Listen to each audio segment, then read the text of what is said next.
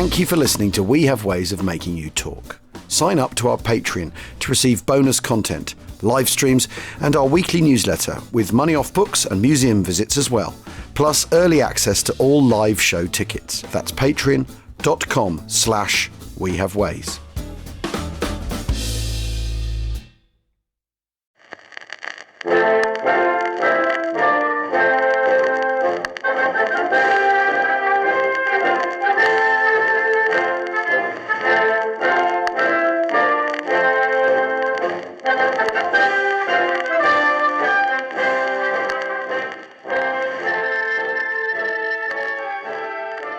Hello and welcome to a new series of Family Stories, the podcast written by you, our listeners. This week's Family Stories takes us on a wild ride, beginning with an unexpected discovery in a pair of old flying boots and ending with a surprise We Have Ways reconnection. This week, we're starting with a story from Stevan Bennett. Stevan writes, "Here is a family story with a difference, as it's about someone else's family. The subject is Flight Sergeant WOPAG, Thomas Henry Shirt, known as Harry. It all started years ago when I bought a pair of flying boots for my collection on a well-known auction site. The boots had belonged to Captain Johnny Ashford, RAF, and in one of the boots was a poignant letter from a Mrs. Hilda Shirt, thanking Johnny and the crew for looking after her son Harry after he'd been mortally wounded on their mission. This started a 20-year quest to find out what had happened to Harry on that last fateful mission. I wrote to the RAF, but as I was not a family member, they wouldn't help, and having no experience with these searches, I got nowhere. Until it was the 100th anniversary of the First World War, and my wife Sally and I were at a First World War battlefield visitor centre in Belgium. There were terminals allowing visitors to look up military records. I put in Harry's name, and there it was. The record on the screen showed everything I'd been looking for, including his place of birth. We tried to track down family members, but the trail went cold once again. It remained that way until COVID hit. Locked down and bored, I decided to have a look at Dove Holes in Derbyshire, Harry's hometown. I went on Google Maps Street View and went for a walk around. To my surprise, I found a war memorial with Harry's name on it. My wife Sally then went on Facebook and found a Dove Holes community page where she posted our search. We received a reply putting us in touch with Katie Tanfield, who was Harry's great niece. It turned out that Katie had only recently found out about her great-uncle and had been researching the family. As soon as restrictions were lifted, Sally and I packed our bags and headed for Derbyshire. We visited the War Memorial, saw Harry's house and the family stone in the graveyard where he's remembered. We met up with Katie and gave her the letter, and in return, she showed us a book about Dove Holes in which Harry's story is recorded. It showed pictures of his funeral and gave an account of his death. This account turned out to be incorrect, but more of this later. We thought that this was the end of our journey with Harry and then went home. But the following year, Mark Smith of Antiques Roadshow fame was to give a talk to a local society on Armistice Day. I was asked by the organiser to provide some military props for the stage. Mark started his talk by explaining how reading his father's flying logs as a boy got him interested in militaria. I approached Mark at the end of the talk and mentioned that I had a poignant letter from Hilda Shirt about her son. Mark stepped back as if hit by a cattle prod, looked at me and said, "Not Harry Shirt from Dove Holes." I, of course, said yes and asked how he knew the name. Mark said that if not for Harry, he wouldn't be here, and then relayed the following story. Harry Shirt and Les Smith, Mark's dad, were best mates and served on the same crew in 240 Squadron, assigned to a Catalina flying boat under Johnny Ashford. Their missions often involved dropping agents behind the Japanese lines, and it was this mission that they were supposed to fly that night. However, another crew took the spy, and they were tasked with a diversionary flight to drop propaganda leaflets over enemy-held territory. Mark's father wrote an account of their mission in his diary, in which he recalls, "I had dropped 5 bundles of leaflets on their targets and was about to drop another when Harry tapped me on the shoulder and said it was his turn to have some fun. We swapped places and I went back to radio duties. Harry dropped bundles 6 to 10 and had just released drop number 11 as we flew over a Japanese Navy base. And all hell broke loose. What happened over the next few minutes was mayhem. A round from the ground fire initially aimed at the white mass of leaflets coming from the starboard blister hit Harry and mortally wounded him. The plane took evasive action but was hit by dozens of rounds coming up from the ground. 2 other crew members, Vic Crawford and Ray Reed, were hit but not seriously wounded. and the plane was riddled with holes. Mark's dad got onto the radio and called for help, eventually raising a US base at Kyokpyu, who agreed to let them land there and would arrange medical aid. He then went back and held Harry's hand and was talking to him when he died. As Mark said, had they not swapped places, he would never have been born. I now had the full story and could relay it to Katie. However, there's just one more twist. In June 2023, I saw the Antiques Roadshow was coming to Swanage, Dorset, near my home. I applied to go on the show and took the flying boots. Mark and I did a piece to camera during which I told Harry's story and he told his dad's. At the end of filming, I handed Mark the boots, as he knew Johnny Ashford as a friend of his father's, and I said I thought he should keep them. It made several of the online papers. I do hope that you find the time to include this on the pod and look forward to seeing you at We Have Ways Festival. Well, we have, and we look forward to seeing you too, Stevan, so thank you for that. And that was from Stevan Bennett.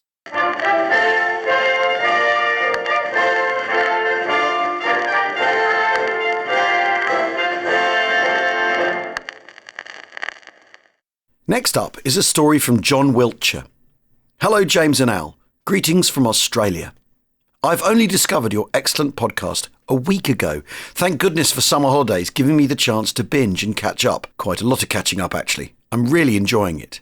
I've just listened to episode 23, where you mentioned Douglas Bader and Adolf Galland. So here's a little war story for you.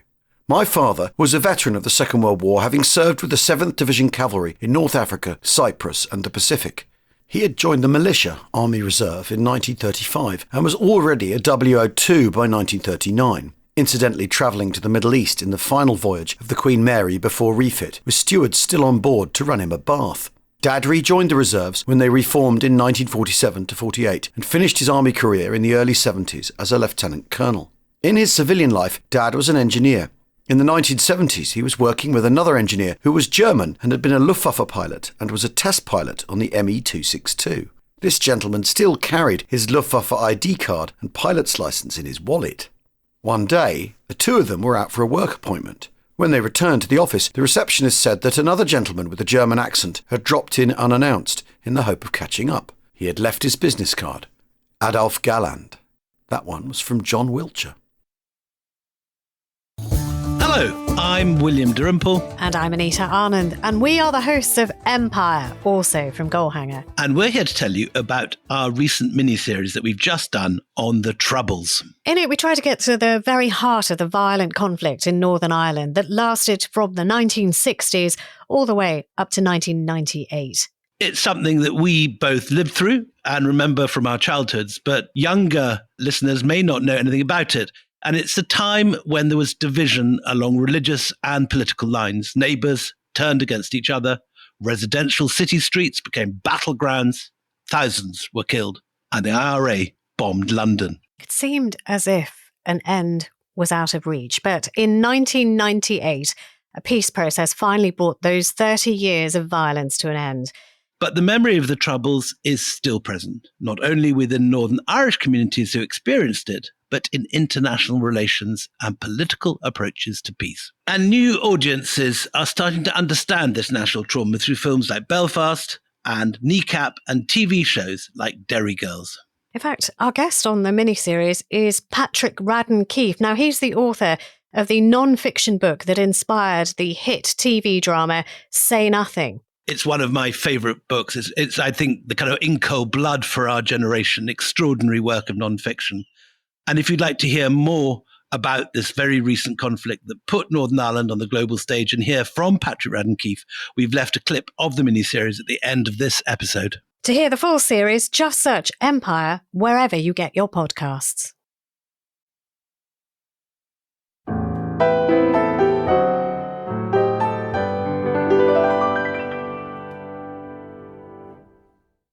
The next story is from Alan King. I'm a new listener to your podcast, so a lot of catching up to do. Well, keep going, Alan. My family story is about my uncle, Frederick James King, more commonly known as John King. He joined the Royal Navy in April 1941, training as an anti-aircraft gunner, and was assigned HMS Eskimo in the Chatham destroyer fleet on convoy duty. With the terrible losses on the convoys, he was very concerned about his future. So one time, on a shore leave, he decided to consult a fortune teller. Reading his palm, the fortune teller told him he had a long lifeline, would survive the war and live to the ripe old age of 67. He found this very reassuring and carried on. During the war, he served on the Russian convoys, Operation Pedestal to Malta, HMS Lightning for 3 days before it was torpedoed, and then returned to Eskimo for it to be hit by dive bombers right by his gun station, before moving on to corvettes on the African convoys. After the war, he returned to life as a butcher in a local supermarket. However, as he got older, he became increasingly worried about what the fortune teller had said. After his 66th birthday, he was very worried indeed, waiting for the approach of the Grim Reaper. Thankfully, though, the Grim Reaper did not materialise, and John kept going, frequently attending reunions of the Arctic Convoy Association, and he was also invited to Malta by the Maltese government for the Operation Pedestal's 60th anniversary before finally crossing the bar in his early 90s. And I was there at that 60th anniversary, and I probably met him. Anyway, that was from Alan King.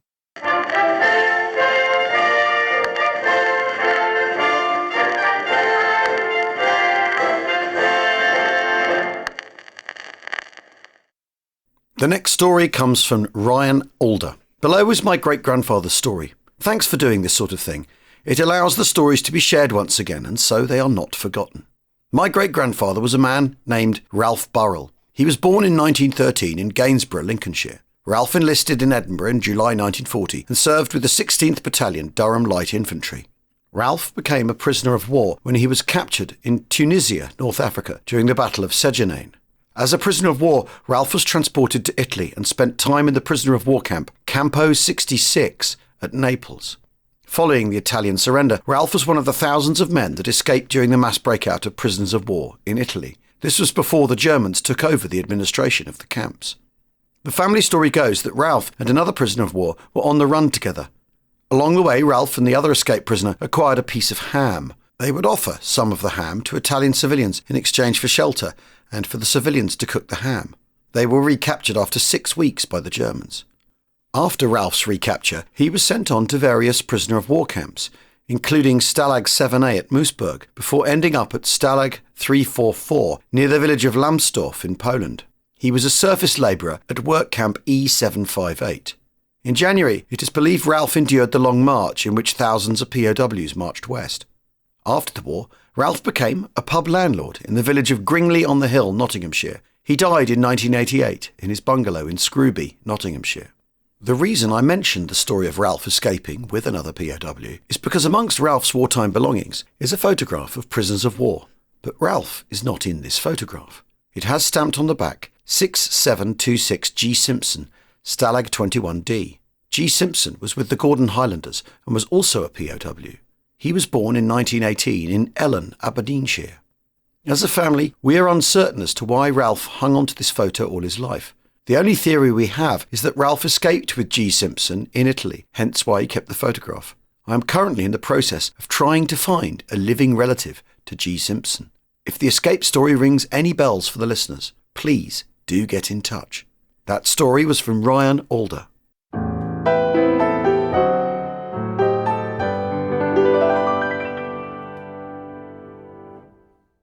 Our next story is from Daniel Kofler. Daniel writes, I almost dropped my tools during work today whilst listening to your episode 1 about Auschwitz when you mentioned the family name of a classmate of mine. It wasn't new to me that his grandfather was in a concentration camp during the war, but being a teenager at the time, I didn't ask any further when I first heard the story. So the few sentences you mentioned about him already opened a door to my curiosity. I've never met the man, but I'm still very close to his grandson, Daniel Langbein, an Austrian actor. Apart from the hair, he and his grandfather are doppelgangers, really. What a courageous and upright man his grandfather was. I'm obviously planning to read all his books. Not Like Sheep to the Shambles, Slaughterhouse is quite an impressive title, really. Anyway, keep up the amazing work. And a fun fact, when the inmates suddenly got fed sweet potatoes day in, day out, they thought this had to be a new clever, cruel joke by the Germans to make them suffer. Only after the war, Hermann learned it was simply very cheap to produce them. Needless to say, it's not a vegetable very cherished in their family, even today. And that story was from Daniel Kofler.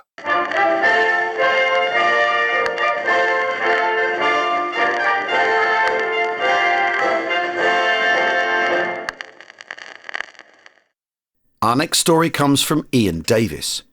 My grandfather, Samuel Thomas Warren, was called up in the Second World War and served in the 8th Army in North Africa, Sicily and Italy. He was a driver, spanning everything from staff cars to tank transports, but said he spent much of his time driving 3-ton trucks.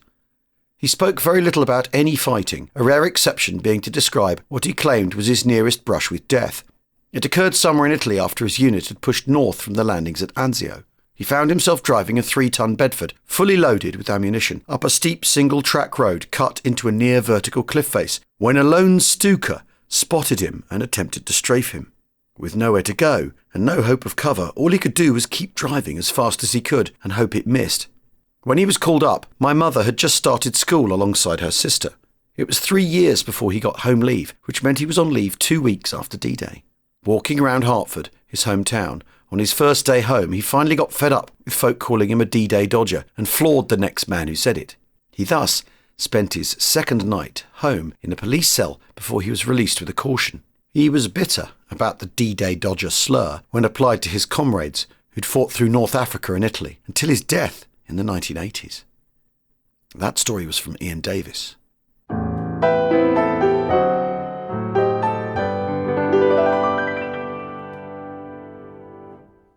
The next story comes from Rory Stark.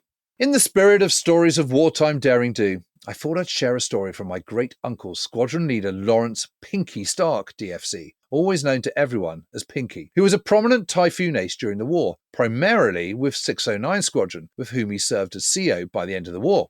Well, I've got to say, Rory, I know all about Pinky Stark. I'm a big fan of 609 Squadron. They're probably my favourite squadron, really. Anyway, this story relates to his escape from France following the downing of his Typhoon in late July 1944, and his escape aided by members of the French resistance. On the 31st of July 1944, he was flying a ramrod raid with 263 Squadron to attack the power station at the Goalhanger Dam in Brittany, when on the return flight, he was struck by flak, leading to catastrophic engine damage, resulting in a forced bail near Kerpert in Brittany.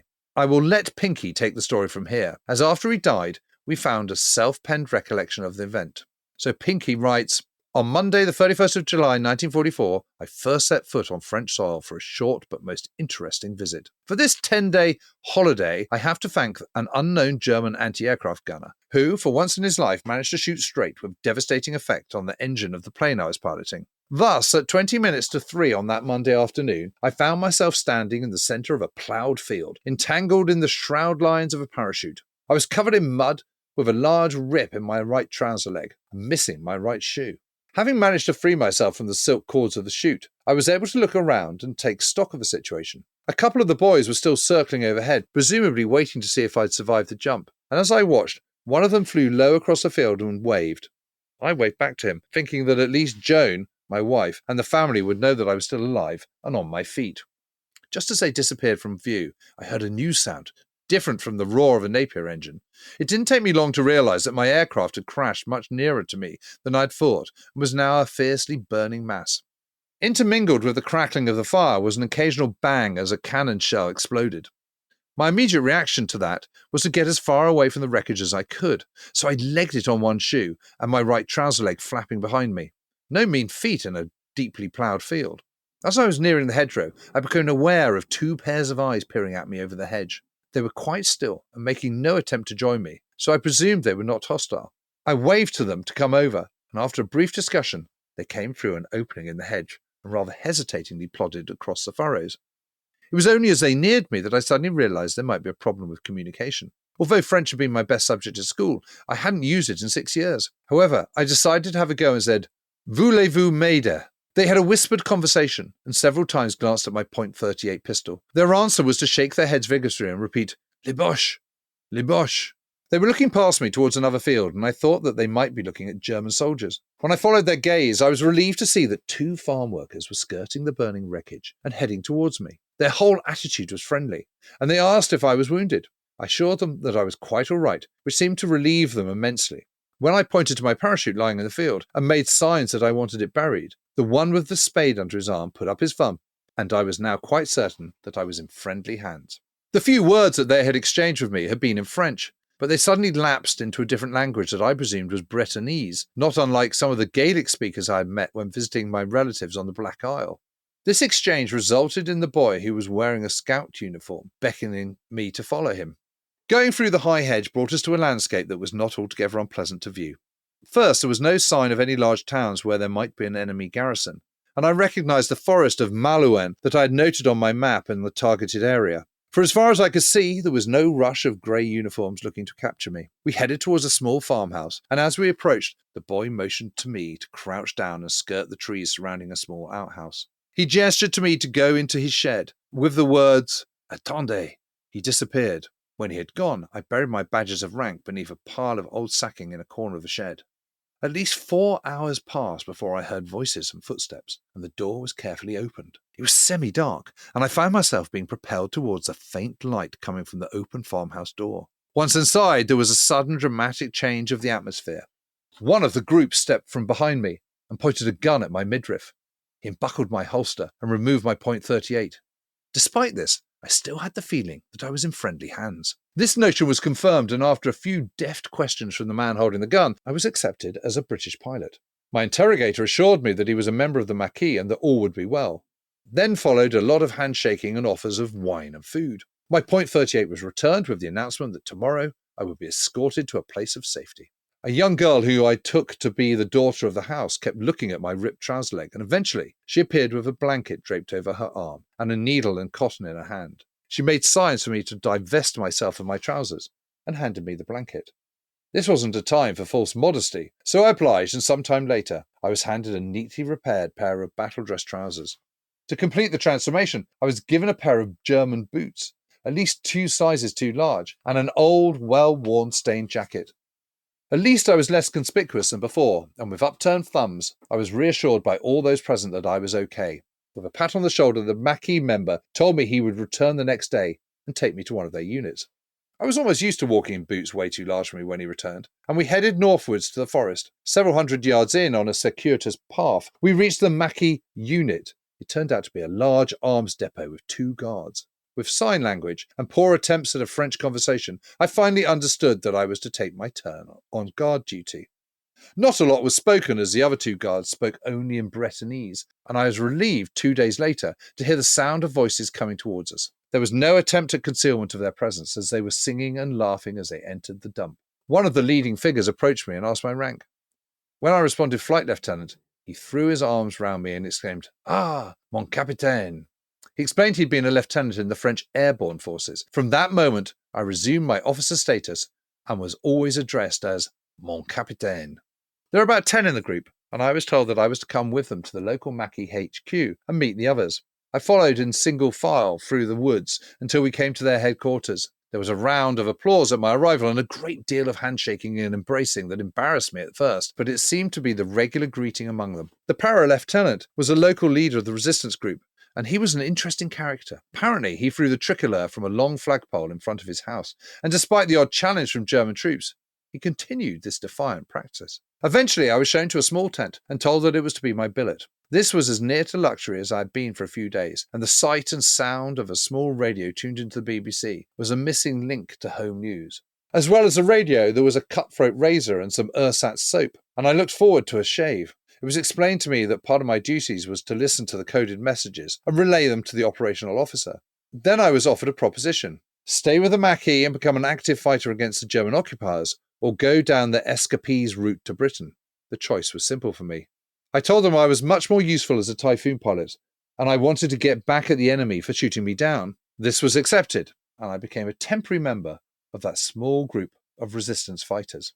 The radio had an extra bonus for me, as I was able to keep up with the news coming from the Normandy beachhead. I felt a pang of remorse when I realised that some of my chums were in the thick of the battle, and it made me impatient to get back across the channel and resume my flying duties.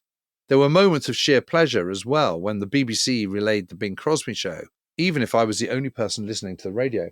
Unfortunately, the razor that looked so impressive proved to be blunt, and after 10 minutes scraping on the right side of my cheek, I was still feeling stubble and tenderness.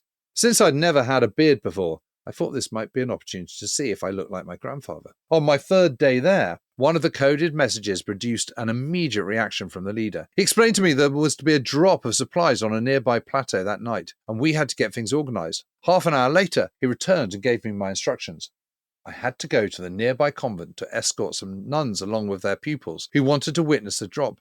At first, I thought that it might be a joke, But his insistence and his detail of where and when I had to become involved soon made it clear that this was part of the exercise. I followed the route he'd given me and soon found the convent.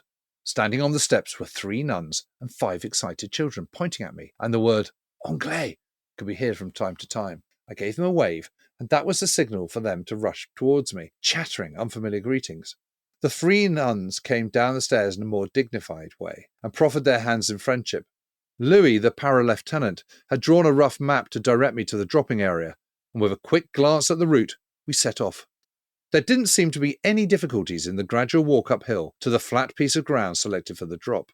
The children were about 50 yards ahead of their mentors and me when they stopped at the top of a slight rise in the ground.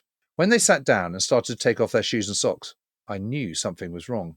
The other side of the hillock revealed the reason for the children's actions. There, running fairly rapidly, was a river. This was absent on Louis's map, but was obviously going to be no problem to the kids. As I started to take off my boots, it occurred to me that the nuns might have a little difficulty in making the crossing.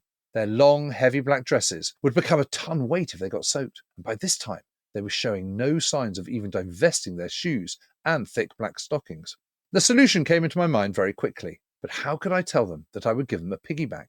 The word cochon came from memory, but I quickly discarded it in case they thought I was insulting them. So I knelt down and demonstrated with one of the children how I would take them over the river. The expression on their faces made it obvious that I was going to have a special place on their rosaries. The expression on my face was suggesting that this was a damned funny war. It wasn't long before we reached the flat area where several of the Maquis were putting the finishing touches to the bonfires that would guide the planes delivering the drop. Louis came over to me and, out of courtesy, asked my opinion of the 3 marking beacons forming an arrowhead. When I checked the wind direction on some nearby poplars, it was plain that the bonfires would put the bombers on a crosswind direction for the drop and perhaps ruin the whole operation. As soon as I suggested this to Louis, he rewarded me with a swift embrace before yelling out instructions to his comrades to replace the bonfires in the place I thought was right for the bomber pilots. The nuns played games with the children until it became dark, when, with a shouted command from Louis, everyone became silent and listened out for the bombers. The children heard them first and made excited gestures to Louis, who cupped his hand to his ear and confirmed the approach. It was all over very quickly. The bombers were at low level, and the released supplies were easily seen landing well within the dropping zone. The planes were gone as quickly as they came, and everyone ran to the parachutes and helped with the untangling of the cords. The efficiency of the whole organisation was evident when we carried the supplies down the side of the hill, where 3 lorries had appeared from nowhere. The goods were loaded onto the first 2 lorries, then everyone, including the nuns and pupils, piled into the 3rd Renault. As I dropped off to sleep that night, I felt that I had accomplished some little part in the fight against Nazi tyranny. Louis appeared on the afternoon of the 2nd routine day, and the beam on his face meant that he had something good to tell me. "Mon capitaine, you are going home." These were the words I'd been hoping to hear for the last 8 days. "Oui, mon capitaine. The Shelburne group is coming for you tomorrow, and you do as they say, and you will soon be in England." Sure enough, the next day, as darkness fell, a middle-aged woman dressed in plain clothing was introduced to me as my guide on my first steps to freedom. Saying goodbye to my comrades was straightforward, apart from Louis's embraces and a chorus of bonne chance from the other members. My guide hardly spoke for the first few miles, and when she did, it was to halt me and whisper, "Écoutez." We would stand for a bit as she listened for any sign of anyone pursuing us. After an hour, we stopped at a house where I was passed on to the next guide, who proved to be a former member of the French Navy. He was just as taciturn as the first guide, and when he had led me along his particular part of the escape, he shook my hand and wished me good luck. The next exchange was at a farmhouse, and I was hidden in a small room beside the cellar and told to try and sleep before my next journey that would take me to the beach. At about noon the next day, I was summoned from my hideout and introduced to my final guide, another woman, but this one was scarcely out of her teens. She chatted away from the moment we left the farmhouse, and she was able to tell me that a few others and I would be collected by the Royal Navy as soon as it was dark. We walked for about 5 miles before she indicated that we were at the end of her part in the escape route. A brief goodbye, and I was ushered into a farm building and found myself in the presence of 15 other escapees, like me. They were dressed in an assortment of clothing that allowed us to blend into the countryside background. We chatted together, but not giving away too much information, just in case there was a traitor in our midst. Orders came from the small boats for us to wade out to them and climb aboard. The muffled words from the Czech pilot I assumed were oaths as the salt water reached his wounds. Transfer to the gunboat was swift and quietly done, and a kind, able seaman handed me an old pair of black plimsolls minus their toes. The skipper then explained that in the event of contact with the enemy, we had to lie flat on the deck as we tried to outrun them. Since our particular craft was fitted with 3 engines instead of the customary 2, we were unlikely to be caught. Thankfully, the journey home was uneventful, and we crept into Devonport under cover of darkness. Rum appeared from somewhere, and the skipper offered a tot to each of us to celebrate a safe return. If we declined the offer, the skipper downed it himself, and by the time he came to the last man, he had ensured himself a pretty solid hangover. With barely time for a shower and breakfast, we were rushed to London for debriefing. By mid-morning, the 3 of us were waiting at RAF Kingsway in London. I was first in, saluting a wing commander from behind a battle dress, second-hand jacket, and toeless plimsolls. My scarred face, thanks to a blunt razor, didn't help. The wing commander, all public school polish and no decorations, kept interrupting my account of 10 days in Brittany until I gave up and kept my answers brief. Dismissed with a wave, I asked for a razor and a new uniform. He laughed. "This is the Air Ministry. We don't issue those. Collect your pass next door."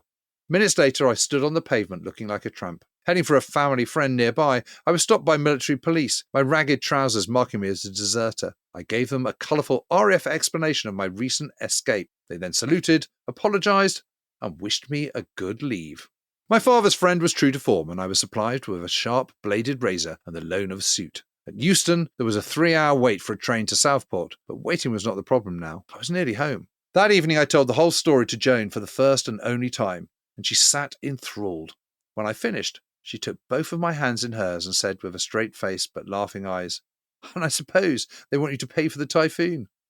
I knew I was home. And that story was from Rory Stark. That's all for this episode.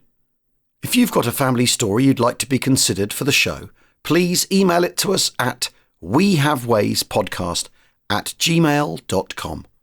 Please label the email Family Stories so we don't miss it. Goodbye for now.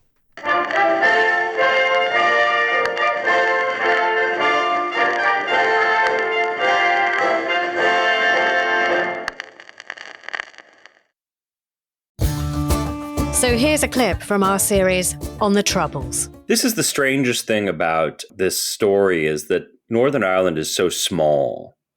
And listen, there are you could tell a similar story about Sarajevo or any number of other types of places where there's been a conflict, Rwanda, and then the conflict ends and everybody still kind of lives in the same community and you see these people. But there's an instance, even as adults, where Helen McConville was with her own family in McDonald's and sees one of the people who abducted her mother. There's a moment that I describe in the book where Michael McConville actually gets into the back of a black taxi in Belfast as an adult, and he sees in the mirror in the front of the taxi, he realizes that the man driving him is one of the people who decades earlier abducted his mother.